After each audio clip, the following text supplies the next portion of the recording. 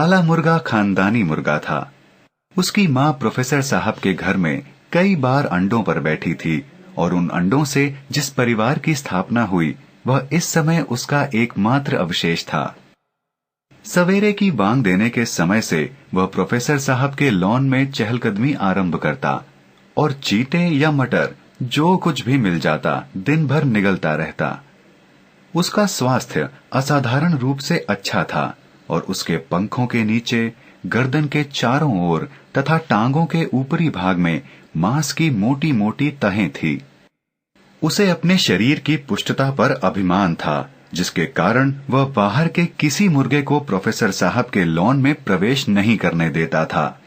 साथ के घर का सफेद मुर्गा 3-4 बार वहां मटर चुगने आ चुका था, पर हर बार ही काले मुर्गे ने उसे चोंच मार मार कर भगा दिया था। उस सुबह सैर करके लौटे प्रोफेसर साहब जब अपने साथ एक भूरे और नीले पंखों वाली सुंदर सी मुर्गी को लेकर आए, तो पहले तो उनके हाथ में उस जीव को देखकर काले मुर्गे का हृदय जलन से भर गया और उसने जोर से पंख फड़फड़ाकर अपने रोष का परिचय दिया। पर जब प्रोफेसर साहब मुर्गी को बिल्कुल उसके निकट लाकर छोड़ गए, तो सहसा उसकी एक टांग ऊपर उठ गई और कलगीदार गर्दन आह्लाद से हिलने लगी। पहले उसने एक बड़े घेरे में मुर्गी की परिक्रमा की, फिर दूसरी परिक्रमा में उसने घेरा पहले से छोटा कर दिया। तीसरी परिक्रमा उसने बहुत निकट से ली। परिक्रमा की समाप्ति पर जब उसने मुर्गी की ओर अपनी चोंच बढ़ाई, तो मुर्गी ने उपेक्षा पूर्वक अपनी चोंच फिरा ली और उड़कर कई गज दूर चली गई। मुर्गे को मुर्गी की यह अदा बहुत पसंद आई। वह पैरों को एक केंद्र में रखकर चारों दिशाओं में गोल घूम गया। फिर उसने मटर का एक दाना मुंह में लिया और लय के साथ गर्दन हिलाता हुआ मुर्गी की ओर बढ़ा। मुर्गी के निकट पहुंचकर जब उसने मटर का दाना उसकी ओर बढ़ाया, तो मुर्गी ने फिर विपरीत दिशा में मुंह फेर लिया और अपनी निश्चित गति से उसी दिशा में चलने लगी। अब की बार मुर्गी के इस व्यवहार से मुर्गे ने अपने को अपमानित अनुभव किया। उसका खानदानी गर्व से उठा हुआ सिर वह तौहीन सहन नहीं कर सका। उसने 2-3 बार अपनी चोंच आधी खोली और बंद की। वह इस भाव से मुर्गी की ओर बढ़ा कि अब उसे अपने मोटे मोटे पुट्ठों के बल से पराजित करेगा। मुर्गी को मनाने के लिए अब वह अपने बेचंचु प्रहार प्रयोग में लाने लगा, जिनसे वह आसपास के मुर्गों को भगाया करता था।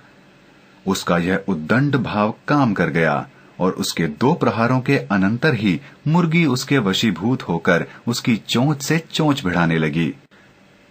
काला मुर्गा उस क्रीड़ा में अधिकाधिक प्रगल्भ होता जा रहा था जब उसकी पीठ पर किसी तीसरी चोंच का आघात पड़ा।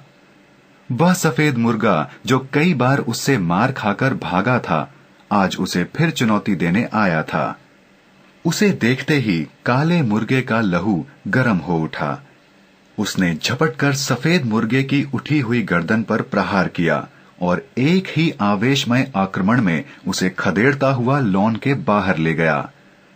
लॉन की परिधि से बाहर निकलकर उस धवल मुर्गे का आत्मविश्वास भी जाग उठा और उसने दुगने आवेश के साथ ऐसा प्रत्याक्रमण किया कि दोनों प्रोफेसर की कोठी से दूर कच्ची सड़क पर पहुंच गए।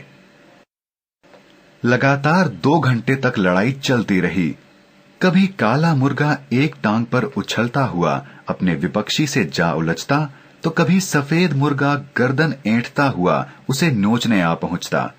बीच बीच में जब दोनों थक जाते थे तो आगे पीछे एक घेरे में घूमने लगते।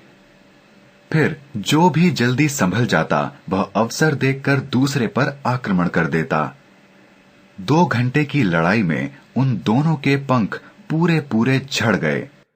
कलगियां साफ हो गईं, गर्दनों से लहू फूटने लगा। फिर भी वे दोनों लड़ैत आपस में भिड़ते ही रहे, लड़ते ही रहे। 2 घंटे तक इस तरह लड़ चुकने के बाद सफेद मुर्गा हल्का पड़ने लगा। उसने अपनी ओर से जूझना बंद कर दिया और काले मुर्गे के बढ़ आने पर केवल उसे रोकने की चेष्टा में ही रहने लगा। काले मुर्गे ने उसकी थकावट को भांप लिया और एक बार बढ़कर उसके शरीर को इस बुरी तरह से छलनी कर दिया कि सफेद मुर्गा बिल्कुल निढाल हो गया। जब सफेद मुर्गे में चोंच उठाने की भी शक्ति नहीं रही तो काला मुर्गा उसे छोड़कर वापस लौटा। उस समय उसकी अपनी अवस्था भी शोचनीय हो रही थी, पर उसके हृदय में एक गर्व मिश्रित आह्लाद था। वह अपनी छिली हुई घायल गर्दन को अदा के साथ हिलाता हुआ चल रहा था। सिर को ऐसा कंप दे रहा था मानो उसकी लाल कलगी अभी तक सिर पर मौजूद हो। लॉन के निकट पहुंचकर उसने बाहर से ही बांग दी, कुकड़ुकू कुकड़ुकू। फिर उसने लॉन में प्रवेश किया। प्रवेश करते ही उसने विजय गर्व के साथ चारों ओर दृष्टि घुमाकर देखा। मुर्गी कहीं दिखाई नहीं दी। उसने बरामदे के पास पहुंचकर फिर से इधर उधर झांका और पुनः बांग लगाई, कुकड़ुकू। मुर्गी अब भी घर के किसी कोने से निकलकर नहीं आई। वास्तव में इस बीच प्रोफेसर साहब के घर लंच के लिए कुछ मेहमान आ गए थे और मुर्गी उस समय खाने की मेज पर मेहमानों की प्लेटों को चिकना कर रही थी।